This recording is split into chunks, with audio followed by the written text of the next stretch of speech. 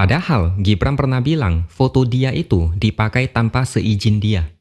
Tapi tetap saja baliho itu ibarat mati satu tumbuh 100, menjamur dan kayak disengaja.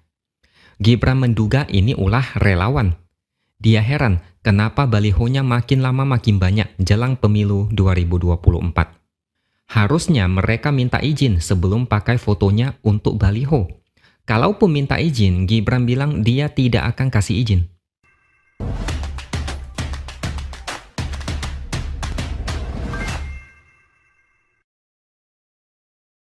Halo, bertemu lagi dengan saya X Hardy di Opini Siward. Gibran akhirnya mulai resah dan gerah dengan foto dia di baliho bersama Prabowo. Saya juga kaget kenapa Gibran yang kader PDIP fotonya terus dipakai bersama Prabowo. Awalnya baliho itu ada di Labuan Bajo. Narasinya adalah warga di sana mendukung Prabowo Gibran jadi capres dan cawapres Pilpres 2024. Ternyata makin dibilang makin enggak tahu malu. Balihonya kayak beranak pinak. Ada di Purwokerto, lalu di Kupang juga ada di Pati, Sragen, dan yang terbaru di Surabaya juga ada. Gambarnya lucu, Prabowo seolah ngajak Gibran, "Ayo Mas Gibran, teruskan Indonesia maju."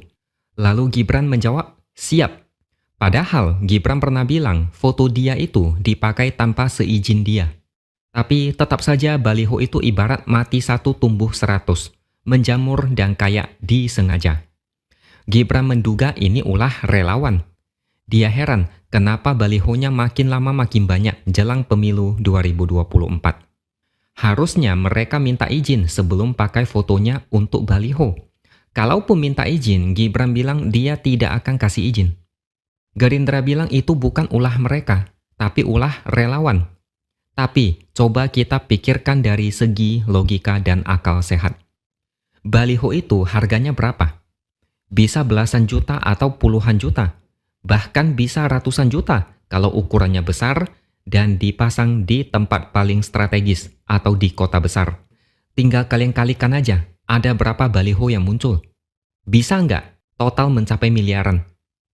Oke, kalau miliaran terlalu ketinggian, katakanlah ratusan juta aja.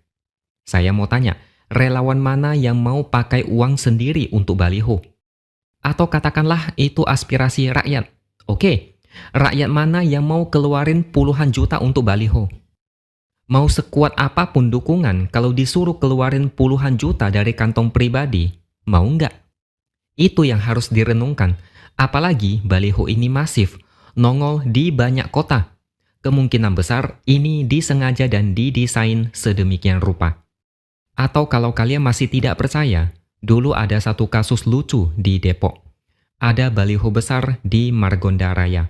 Isinya ucapan terima kasih dari warga Depok kepada Wali Kota Depok atas pembangunan underpass Dewi Sartika. Kalian percaya nggak? Warga Depok mau keluarkan uang banyak untuk ucapkan terima kasih doang? Bisa aja sih, tapi peluangnya berapa persen?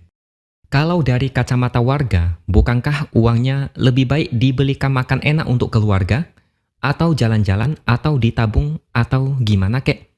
Balihonya nggak bertahan lama, lenyap dalam hitungan hari. Lucunya lagi ada logo Pemkot Depok di baliho. Warga terima kasih, tapi ada logo Pemkot. Gimana itu logikanya? Jadi, baliho Gibran itu prinsipnya kurang lebih mirip. Siapa sih yang mau keluarin banyak uang untuk baliho? Bukankah lebih masuk akal kalau kita bilang ada logistik yang cair sehingga baliho itu bisa menjamur kemana-mana? Kerjaan siapa? Ya kalian pasti bisa bikin kesimpulan sendiri. Gibran gerah karena fotonya terus dipakai untuk baliho. PDIP pernah bilang ini adalah cara untuk memecah belah PDIP. Gibran bilang PDIP akan tetap solid. Kalau ini ulah kubu PDIP, tidak ada untungnya sama sekali. Malah rugi. Oke lah kalau itu misalnya ulah relawan. Relawan yang mana? Mereka duitnya dari mana? Kalian pasti bisa menebak. Intinya Prabowo pelan-pelan membuat namanya jadi jelek. Prabowo akan dicap tidak pede kalau tidak menggandeng Jokowi atau Gibran. Bicara soal pede, ini kelihatan jelas saat Prabowo diminta Najwa Shihab untuk merefleksikan diri di depan cermin. Sebelumnya, Anies bicara panjang lebar di depan cermin, kalau Ganjar lebih singkat. Nah, Prabowo ini agak lucu. Disuruh menghadap cermin, dia malah kasih hormat ke diri sendiri. Lalu dia balik, tapi Najwa minta dia kembali ke depan cermin. Prabowo bilang, sudah, dia sudah berkaca. Dia malah ngomong di depan penonton, bukan di depan cermin. Ini mungkin pertanda Prabowo tidak pede, atau mungkin tidak yakin dengan dirinya sendiri. Atau mungkin Prabowo takut dengan kenyataan. Cuma dia yang tahu. Prabowo dan tim sesnya harusnya bisa memikirkan strategi di mana Prabowo mandiri dan sanggup berjalan sendiri. Jangan kayak digendong kemana-mana. Enggak bisa jalan sendiri, harus ditemani orang lain. Baliho Gibran itu adalah tanda kalau Prabowo kalah pamor ketimbang Gibran. Seolah Gibran jauh lebih kuat secara politik, sehingga Prabowo yang kayak digendong oleh Gibran. Ini sangat tidak elok. Bagaimana kalau kita balik? Gerindra punya kader potensial kayak Gibran, lalu ada capres koalisi lain yang mencatut Gibran untuk dijadikan baliho. Apakah Gerindra bakal diam saja? Bisa aja mereka protes dan teriak malah lebih kenceng. Mungkin Prabowo berharap bisa gandeng tokoh muda sebagai cawapres. Akan lebih baik kalau Prabowo mundur aja dan memberikan giliran pada kaum muda untuk memimpin. Dunia saat ini bergerak terlalu cepat. Teknologi terus berganti dalam hitungan hari. Informasi baru terus berdatangan. Negara ini butuh orang yang paham dan cepat tanggap terhadap perkembangan dunia. Dan Prabowo tidak akan sanggup. Yang Prabowo jual cuma Indonesia bermartabat, tidak dipandang rendah, tidak dihina, negara mandiri, rakyat sejahtera, tidak miskin, dan lain-lain. Terlalu umum, enggak spesifik. Kalaupun ada cara detailnya, itu pun aneh. Misalnya makan dan susu gratis. Dia tidak akan paham apa itu perkembangan teknologi. Seperti misalnya AI atau Artificial Intelligence yang sebentar lagi bakal mengubah hidup banyak orang.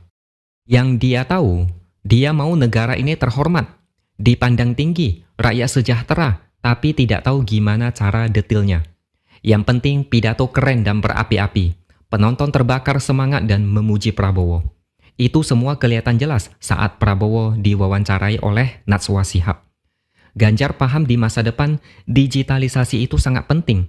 Ganjar itu capres kekinian dan masa depan. Sedangkan Prabowo masih menjual lagu lama kayak Pilpres sebelumnya.